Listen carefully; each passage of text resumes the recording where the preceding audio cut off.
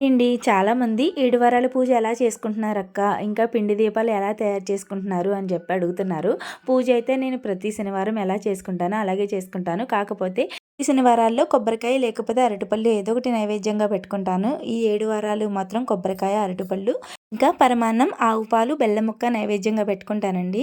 ఇంకా 7 వారాలు కూడా 7 పిండి దీపాలు వెలిగించుకొని గోవిందనామాలు చదువుకొని నా పూజ అయితే పూర్తి చేసుకుంటాను. ఇంకా పిండి దీపాలు ఎలా తయారు చేసుకోవాలక్క అని అడుగుతున్నారు. నేనైతే నైట్ బియ్యం నానబెట్టేసుకొని ఉదయం లేచిన తర్వాత ఫ్రెష్ అయిన తర్వాత బియ్యాన్ని శుభ్రంగా కడిగేసి వడపోసేసుకుంటాను.